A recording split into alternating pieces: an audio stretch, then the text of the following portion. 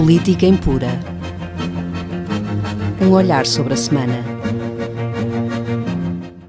Cá estamos de volta para mais um Política Impura. Connosco, Henrique Prior. Olá, Henrique. Olá, Olga.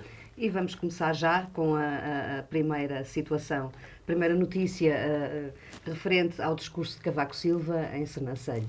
Ele diz que o país não precisa de mais estradas, nem de mais pavilhões gimnodesportivos. O que é que o país precisa, então? Isso é verdade, é um facto evidente que o país não precisa de mais estradas, e ele gastou muito dinheiro em estradas, não precisa de mais pavilhões gimnodesportivos, ele gastou muito dinheiro em pavilhões gimnodesportivos, não precisa de mais clubes de futebol nem estádios, e ele gastou muito dinheiro nisso tudo,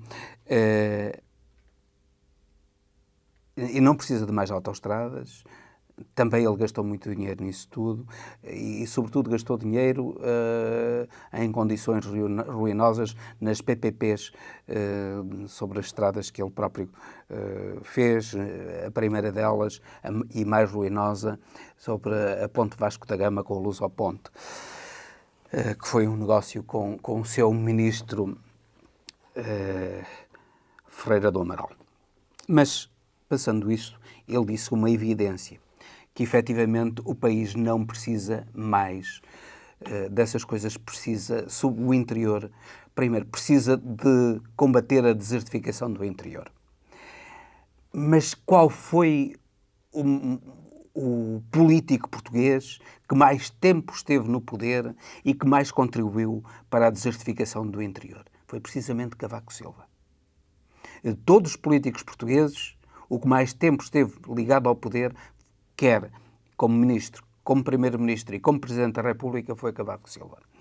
Foi durante os seus governos que o país recebeu milhões de euros para acabar com a agricultura, para as pessoas abandonarem a agricultura, deixarem de produzir.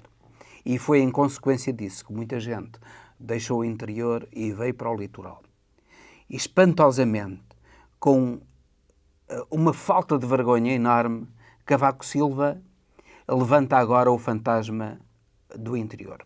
E levanta-o, curiosamente, num concelho, Sernancelho, que é do PSD, sempre foi do PSD, faz parte do chamado Cavaquistão, e foi o primeiro concelho que ofereceu uma pequena quantia de 100 euros por cada criança nascida. Ora,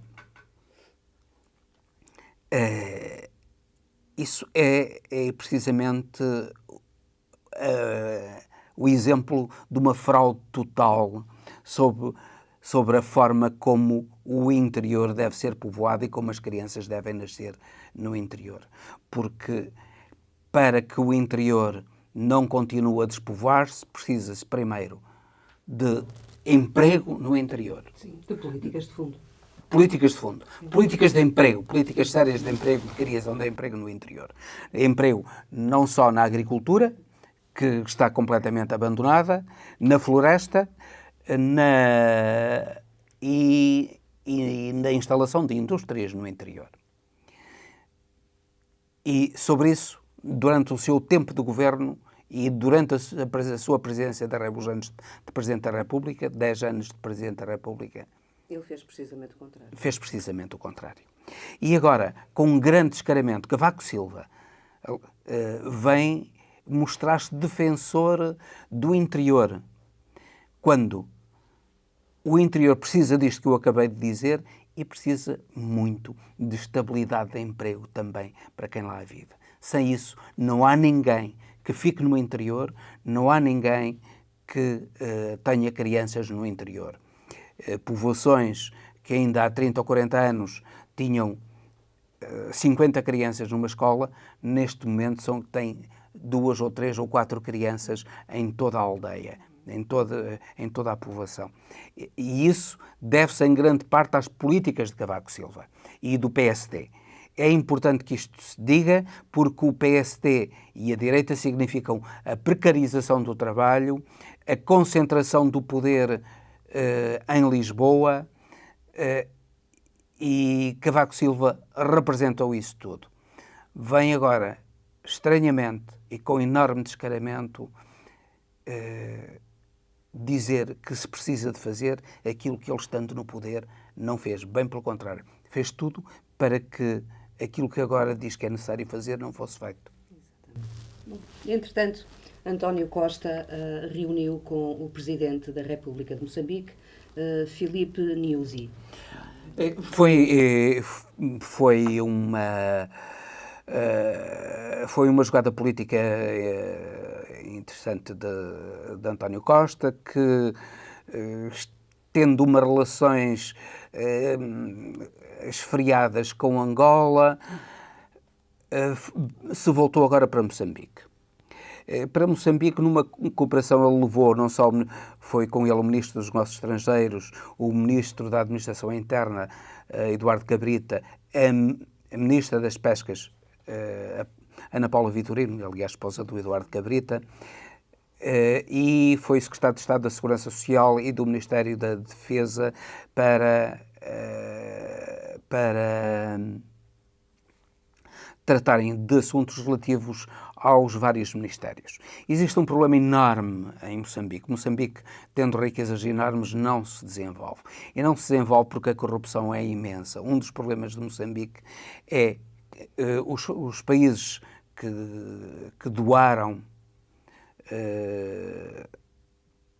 grandes quantias em dinheiro para o desenvolvimento em Moçambique viram, por exemplo, 2 mil milhões desaparecerem das contas do Estado sem saber, ainda ao fim de anos e anos, sem saber quem é o responsável pelo desaparecimento desse dinheiro. Portugal, concretamente, tem o problema da segurança dos portugueses que estão em Moçambique, e são muitos, são uns milhares, vários milhares, 30 e tal mil, à volta de 39 mil, segundo creio, e esses portugueses vivem numa insegurança enorme. Nomeadamente, ainda não há muito tempo, foi raptado um português, não se sabe dele, o Américo Sebastião, e tudo indica que é gente ligada ao poder que esteve na origem do rapto e eventual morte de Américo Sebastião. E o que é que poderá sair aqui deste encontro entre o António Costa e o Presidente? Para já, há uma cooperação, nomeadamente na área das pescas, na área da segurança. O Ministério da Administração Interna vai procurar colaborar com o governo moçambicano no sentido de reforçar o aparelho de segurança moçambicano, que bem precisa de ser reforçado, embora me pareça que o problema é um problema geral de pobreza e de miséria da generalidade da população e da revolta da população contra a corrupção e contra a miséria. A população já não acredita no seu governo nem no seu presidente, e não é isso que vai resolver os problemas da segurança em Moçambique, mas pode contribuir para os atenuar e combater agora também aquilo que está a suceder na província de Cabo Delgado. Já relatamos aqui ataques de grupos islamistas em Cabo Delgado. Portugal também vai contribuir para combater tudo isso. Na área da educação também, e sobretudo achei importante que António Costa procurasse levar a cabo uma cooperação trilateral, não só Portugal-Moçambique, mas que metesse também outros países da lusofonia nessa cooperação.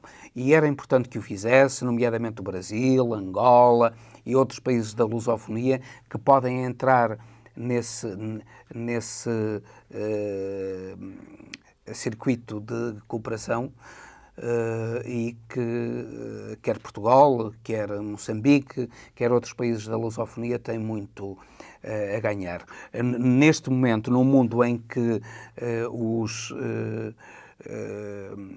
as grandes potências comerciais iniciam uma guerra enorme, uma guerra comercial enorme.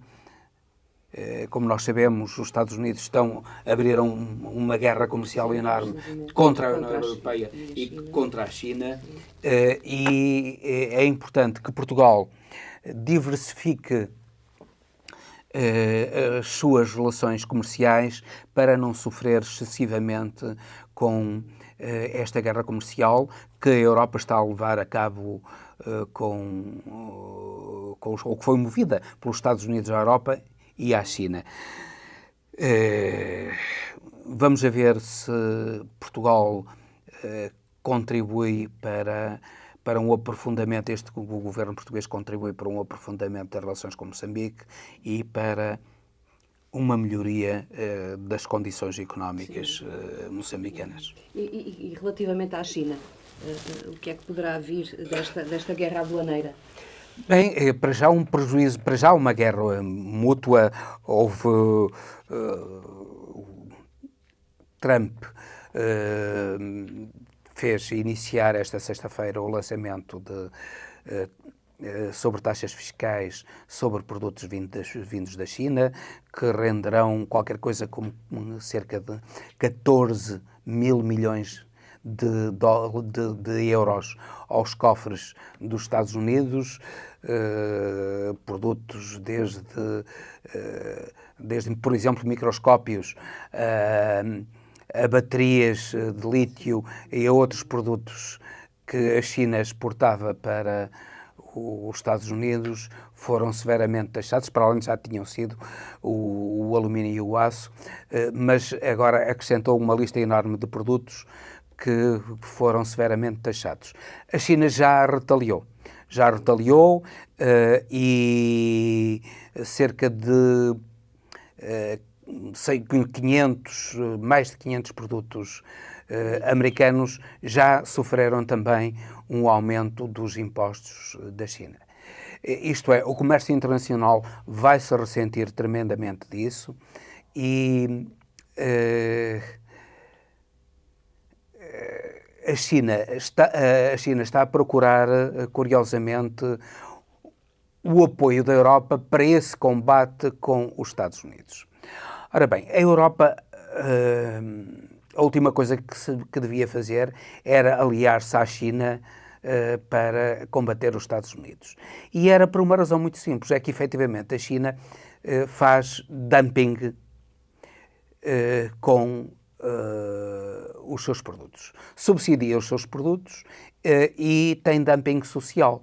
Os operários chineses praticamente não têm reformas, a assistência social é fraca, os horários de trabalho são extremamente intensos e há aí um dumping social que a China faz que permite ganhos de competitividade enormes, para além de manipular o próprio renminbi, a sua moeda, também no sentido de beneficiar face ao euro da competitividade, de uma desvalorização competitiva do renminbi face ao euro para exportar mais facilmente produtos para a Europa. E os interesses da Europa e da China não são exatamente coincidentes, também são conflituantes.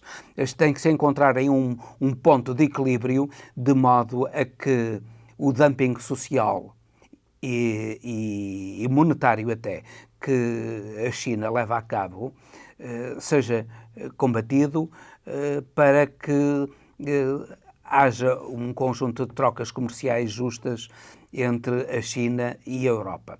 Mas a verdade é que a Europa tem de retaliar também contra os Estados Unidos, porque os carros americanos, os carros europeus estão a ser taxados pelos americanos, imensos produtos europeus também estão a ser taxados e era importante que produtos como, por exemplo, a soja americana, que é altamente subsidiada, as pescas americanas, que são altamente subsidiadas pelo governo dos Estados Unidos, e gigantes económicos como a Boeing, por exemplo, sejam também gravemente taxados, para que haja um lobby que combata com firmeza os interesses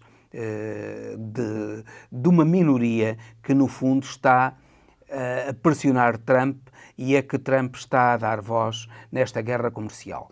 Porque, por exemplo, empresas como a icónica Harley Davidson já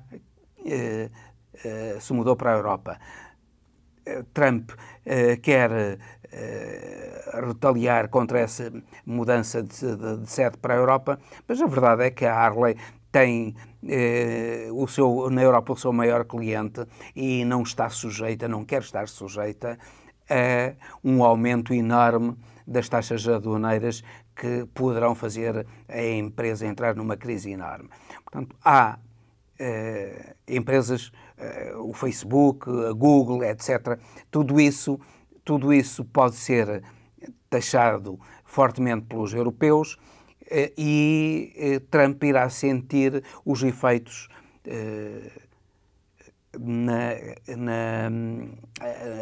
nos consumidores americanos e, sobretudo, nas principais empresas americanas, nos principais interesses na economia no seu todo. Porque, de uma maneira geral, a concorrência e a baixa das taxas aduaneiras a nível mundial beneficia os consumidores. Mas isso normalmente não interessa muito aos governos, porque o que lhes interessa são os grandes grupos de pressão, os grandes lobbies, que inclusivamente são eles que financiam as campanhas eleitorais dos presidentes americanos. E a esses pessoas como Trump são sensíveis.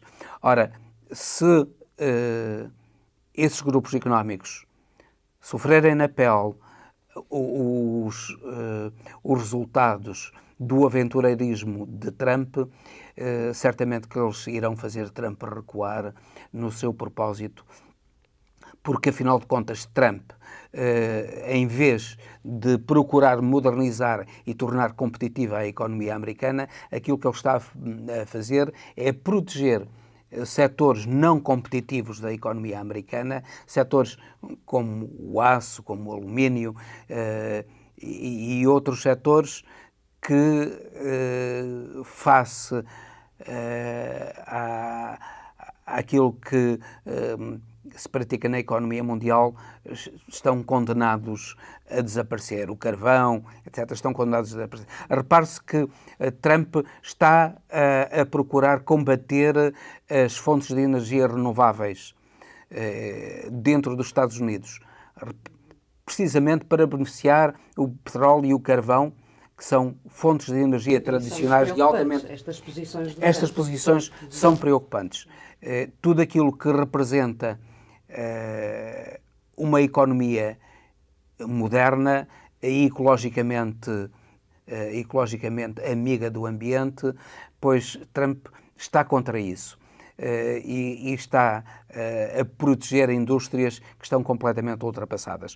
Ora, ele está com isso, está a condenar... Achas que é o declínio do Império? É o declínio do Império, sem dúvida nenhuma. Trump representa o declínio do Império americano. Bom, e entretanto no México assistimos à vitória anunciada de López Obrador e do seu partido, Morena. Do Morena, o Movimento de Renovação Nacional. Foi por valores, teve uma vantagem que ultrapassou os 30% em relação ao segundo candidato. Foi uma vitória esmagadora, não só de López Obrador, como do seu partido, que obtiveram, o Morena obteve a maioria absoluta no Senado e quase a maioria absoluta no Parlamento. Ora, com isso, Obrador tem condições para governar o México e enfrentar Trump. Trump que tem humilhado e vai cumprir as promessas eleitorais e, em consequência disso, o peso mexicano já se valorizou 4%. Isso significa que o México tem uma enorme confiança nas capacidades de López Obrador. E vai arranjar problemas também ao Trump. E mais problemas ao Trump. Isto é, o Trump está a encontrar conflitos com todo o mundo e embora, curiosamente, Xi Jinping na China esteja a tentar minorar o conflito e a não colocar taxas excessivas sobre os produtos americanos. A China retaliou, mas de uma maneira relativamente suave, sem procurar ser excessivamente radical relativamente aos bens americanos exportados para a China.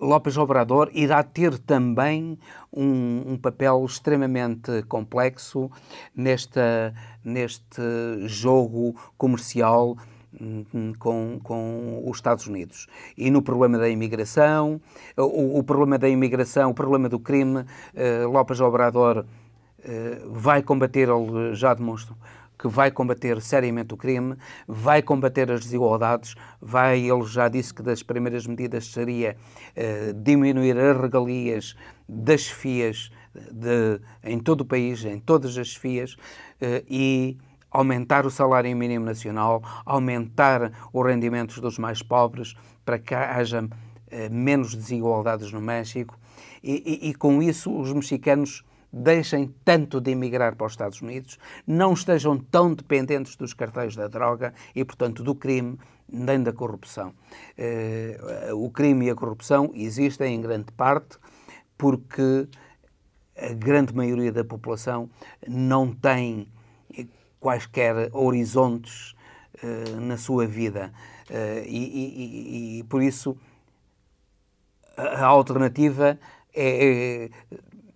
a alternativa à ausência de emprego ou a empregos miseravelmente remunerados é emigrar para os Estados Unidos ou entregar-se ao crime. Ora, López Obrador irá combater isso. Há esperanças, os mexicanos estão a ter uma grande esperança e, inclusivamente, os mercados, como se viu, os mercados financeiros também estão a reagir muito favoravelmente à vitória de López Obrador e a valorização em 4% em tão pouco tempo do peso mexicano é um sinal dessa confiança. Também estou confiante que López Obrador vai conseguir fazer do México um país digno de respeito que Trump não tinha pelo México. Sim. Entretanto, o governo italiano dispensa a obrigatoriedade das vacinas para as crianças italianas. Isto está a andar para trás outra vez. Está a andar para trás. É gravíssimo. Aquilo que está a suceder é gravíssimo. Parece que as vacinas são obrigatórias. Recentemente levantou-se aqui um problema em Portugal por causa das vacinas e houve um debate na televisão sobre a obrigatoriedade das vacinas, em que apareceu só um indivíduo que defendia as medicinas alternativas a ser contra as vacinas. De resto, a classe médica é toda ela unânime na obrigatoriedade das vacinas. Porque aquilo que está em causa na obrigatoriedade das vacinas não é apenas os direitos do indivíduo, de cada um de nós. É os direitos de terceiros, de não sermos contaminados por doenças que terceiros contraem.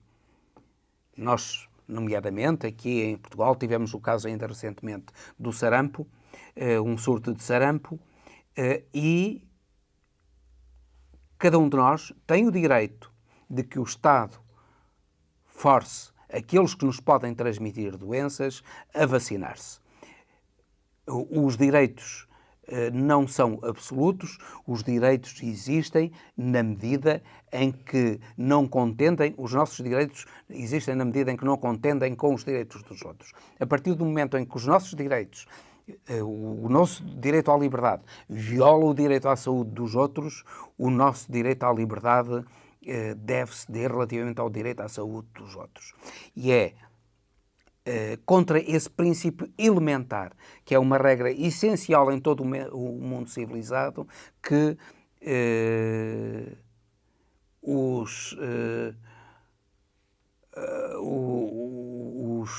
líderes de Itália, o governo italiano e os líderes do movimento 5 Estrelas e da Liga do Norte, que pretendem, no fundo, agradar a setores da população que não percebem dos riscos que a não obrigatoriedade das vacinas lança sobre a generalidade, sobre eles próprios, sobre a generalidade dos cidadãos, defendem isso como um direito à liberdade, como se eles fossem defensores do direito à liberdade, eles que querem controlar os movimentos cívicos, que querem controlar tudo aquilo que diga respeito, por exemplo, a maçonaria italiana, querem controlar a maçonaria italiana, querem controlar as organizações não governamentais italianas, querem identificar todas as pessoas que pertencem a organizações não governamentais, a associações cívicas, eles que querem um controle dos próprios órgãos de informação, eles que atuam frontalmente contra a liberdade, eles vêm agora, cinicamente e de uma maneira completamente inconsciente, com o argumento da liberdade, defender a não vacinação da população. É grave que isso suceda e isso é um péssimo sinal para a Europa. É um sinal dos tempos que a Europa está a viver, tempos terríveis, por exemplo, que se viveram também que estão a viver na Polónia, por exemplo, com legislação que fez com que os juízes se reformassem mais cedo obrigatoriamente mais cedo do que era anteriormente, para que o governo colocasse nos tribunais polacos governantes, melhor, juízes de que os governantes gostassem, e reformassem, retirassem da magistratura os magistrados que não obedecessem aos ditames do poder polaco. Um poder atrabiliário, protofascista, altamente ditatorial e que está a fazer regredir os direitos humanos na Polónia de uma maneira extremamente grave e extremamente preocupante. Já falamos aqui na Polónia e noutros países europeus, desde a Áustria, a Checoslováquia, a República Checa, melhor dizendo, a ascensão dos partidos neonazis. A Hungria com partidos neonazis. E no caso da Itália, para além do problema da imigração, é que a Itália tem dado uma resposta absolutamente cínica e desumana. Para além do problema da imigração, aparece agora mais este grave problema da vacinação, a demonstrar até que ponto o governo italiano é um governo que representa um perigo para aquilo que são os alicerces fundamentais da Europa: a liberdade, a igualdade e a fraternidade. Bom, e entretanto vamos passar ao Mundial de Futebol, à Rússia e a Putin. Ora bem, Putin tem no Mundial de Futebol uma forma de afirmação. Afinal de contas, tudo aquilo que sucedeu com a Crimeia, com a Ucrânia, tudo isso neste momento está esquecido, já ninguém fala mais nisso. O Trump certamente que está plenamente disposto a reconhecer a intervenção... O Putin e a intervenção de Putin na Ucrânia e no leste da Ucrânia, e no próprio interior é uma ditadura.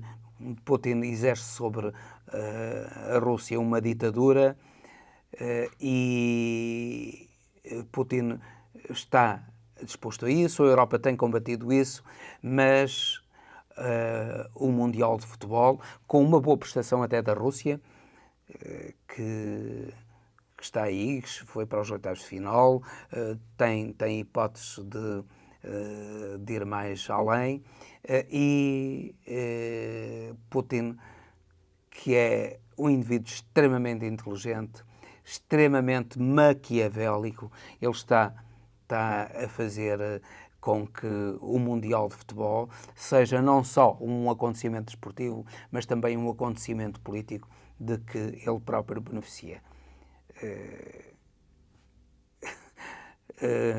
Contra aquilo que Trump é, que não faz a mínima ideia do que é o Mundial de Futebol, nem faz a mínima ideia de até que ponto uma coisa como o desporto pode ser aproveitada por um líder em seu favor, como é o caso de Putin. Vamos a ver o que é que vai suceder depois do Mundial de Futebol nas relações europeias com a Rússia e particularmente nas relações dos Estados Unidos com a Rússia, porque me parece que vai todo tipo de sanções, as sanções europeias contra a Rússia, penso que não terão outra alternativa senão cair face à posição americana. Muito bem. E ficamos por aqui hoje, Henrique. Obrigada. Até ao próximo Política Impura. Eu devo anunciar que vou, na próxima semana, vou para a Roménia. Fui convidado para ir a um festival de poesia em Curtea de Arges. É um festival internacional, traz escritores de todo o mundo a Curtea de Arges. E eu fui convidado para ir lá, vou estar lá uma semana, portanto, aviso os nossos ouvintes que na próxima semana não teremos... Vais-nos contar política impura. Teremos na outra semana política impura. E vou-vos contar então também a minha visão daquilo que é a Roménia, que é neste momento o país da União Europeia, que tem progredido e que eu terei alguma visão mais lúcida, porque in loco vêem-se melhor as realidades. Sim, exatamente. Obrigada, Henrique. Até ao próximo programa. Obrigado, eu, Olga. E ficamos por aqui. Até ao próximo Política Impura. Política Impura. Um olhar sobre a semana.